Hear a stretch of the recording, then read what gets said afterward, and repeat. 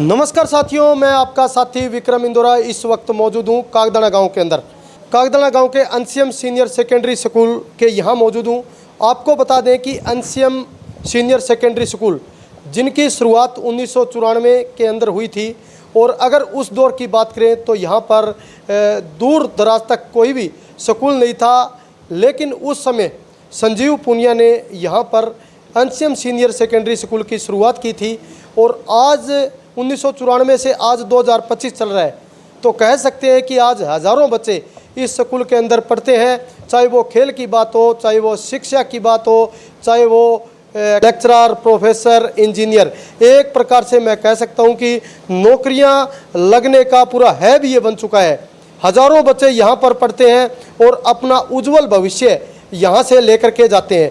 आज हमारे साथ खास बातचीत करने के लिए एनसीएम सीनियर सेकेंडरी स्कूल के प्रिंसिपल संजीव पुनिया जी हमारे साथ जुड़ गए हैं, क्योंकि अभी थोड़े दिन पहले 10वीं और 12वीं का रिजल्ट आया है। तो हम जानेंगे कि कितने बच्चों ने यहाँ पर मेरिट हासिल किया है, कितने ऐसे बच्चे हैं जिनका 1994 से लेकर के आज 2025 चल रहा है, कितने ऐसे बच्चे हैं जो सरकारी सेवा के अंदर जा चुके हैं। तमाम पहलुओं को लेकर के चर्चा करते हैं। सर नमस्कार। नमस्कार। नमस्कार। आपका सबसे पहले तो विक्रम जी आभार, आप यहाँ पहुँचे एनसीएम स्कूल प्रांगण में और आकर के ये कवरेज के लिए या रिपोर्ट के लिए, जैसा कि मैं आपको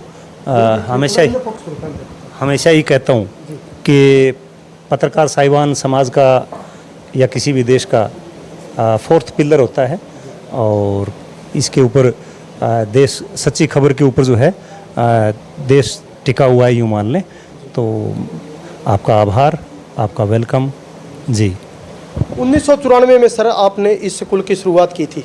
दूर दराज तक कोई भी स्कूल नहीं था, लेकिन आपने उस कठिन परिस्थितियों में आपने संघर्ष करके एक ये संस्था शुरू की। आज इस संस्था में हज़ारों बच्चे यहाँ पर पढ़ने आते हैं।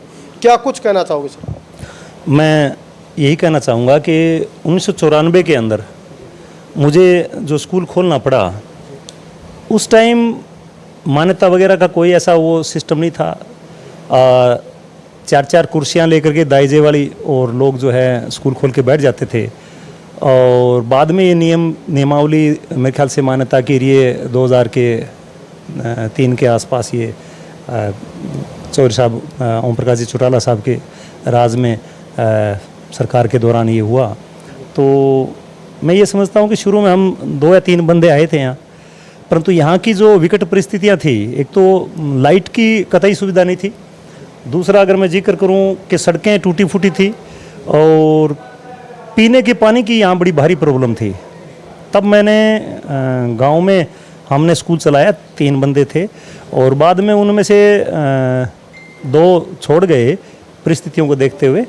फिर मेरे अकेले पर आन पड़ी बात, और मतलब यूँ कहें कि फिर मैंने सोचा भी सिफारिश से, रिश्वत से या जो भी कोई काम हो, तो ये सुनते थे कि परेशान है पब्लिक, तो मैंने ये धारणा बना ली कि मैं ऐसी संस्था बनाऊंगा जिससे कि लोग जागरूक हों, पढ़ें, आगे बढ़ें, कामयाब हों। तो मेरा ये मकसद था। तो उस टाइम परिस्थितियाँ विकट थी, वास्तव में बड़ी दिक्कतें थी, और यूँ कहें कि आज तो वो कड़ी मेहनत का परिणाम आप देख रहे हैं, आपके सामने है जी। सर मैं जानना चाहता हूँ, आज आपके स्कूल में जो प्रतिभाएं निखर कर के सामने आ रही है, चाहे वो खेल की बात हो, शिक्षा की बात हो, लेक्चरर, प्रोफेसर, डॉक्टर, यहाँ से निकल कर के इस स्कूल का तो नाम रोशन कर ही रहे हैं, अपने माँ बाप का, अपने देश प्रदेश क्षेत्र का नाम रोशन कर रहे हैं।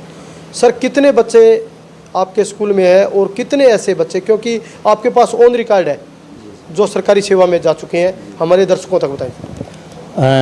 मैं यही कहना चाहूँगा कि यहाँ से अगर मैं बात करूँ तो 1000+ स्ट्रेंथ हर साल रहती है लगभग दाखिलों की। और दूसरी बात अगर मैं कहूँ कि हज़ारों बच्चे यहाँ से लगभग, जैसे बंसीलाल सर ने आंकड़े दिए कि आज जैसे मेरे को बताए गए हैं 1203 बच्चों का मैंने जो है रिकॉर्ड कर लिया जी, जो कि विभिन्न सरकारी सेवाओं में अपनी सेवाएं पब्लिक को दे रहे हैं, यूँ कहें, जिनमें डॉक्टर, इंजीनियर और sub inspectors, JE, panchayat secretary, teacher साहिबान भी बहुत हैं। और लगभग सरकारी सर्विस की बात करूं, हर फील्ड के अंदर, आर्मी के अंदर बहुत ज़्यादा देश की सेवा में। आज भी जैसे ये भी ऑपरेशन सिंदूर चला था, उसमें भी मैं बात कर रहा था अपने एक्स स्टूडेंट्स से, तो वो बता रहे थे सर हम ऐसी जगह पर हैं, जिक्र भी नहीं कर सकते कि जहाँ का। तो मैंने उनको भी शुभकामनाएं दी, उनके फ़ोन कॉल्स जैसे मैसेजेस आते थे फ्री टाइम होते ही वो बताते थे वहाँ का। तो मैं उनसे टच में रहता था कि बेटे अपना ख्याल रखें और देश सेवा सर्वोपरि है, सर्वोत्तम है। और ठीक यही जज्बा सभी बच्चों में ये है। एक बच्चा अभी 3 रोज़ पहले आया हुआ था मिनिस्ट्री ऑफ एक्सटर्नल अफेयर्स के अंदर, वो बच्चा असिस्टेंट सुपरिटेंडेंट गया है चारवाला से ही, अनूप सिंह ढाका फ्रॉम चारवाला। तो उनको भी मैंने यही कहा था कि रिश्वत से, करप्शन से बच जाएं, देश सेवा सर्वोपरि है। तो उनका यही कहना था सर ज़रूरत क्या है रिश्वत की और की। बड़ा अच्छा जवाब दिया उस बच्चे ने कि जब सैलरी अच्छी खासी मिल रही है तो किस चीज़ की क्या ज़रूरत क्या है। कि बच्चों के अंदर हम यही जज्बा भरते हैं कि जिस बच्चे का चरित्र व्यवहार अच्छा है तो वो बच्चा जीवन में सक्सेस है। और मैं यही कहता हूँ, या हमारे सीनियर साथी जो कई सालों से यहाँ हम साथ लगे हुए हैं पढ़ाने में, बच्चों की कामयाबी में, हम सब यही कहते हैं कि चरित्र व्यवहार बच्चे का जो है वो सामने आता है और उसी की वैल्यू है। संस्कार के साथ जिएं, तरक्की करें, खूब आगे बढ़ें, और बच्चे वैसा ही कर रहे हैं। अच्छे संस्कारवान अपने बच्चे हैं, कहीं कोई गलत खबर अपने स्कूल के बच्चों की नहीं आई अभी तक। अच्छे बच्चे हैं, कहने का मतलब पेरेंट्स भी उसके अकॉर्डिंग बिहेव करते हैं। जी सर, आज बेटियां भी देखें तो बेटों से कहीं कम नहीं है। बेटियां भी लगातार कंधे से कंधा मिला करके चल रही है और इस देश में अपना परचम लहरा रही है।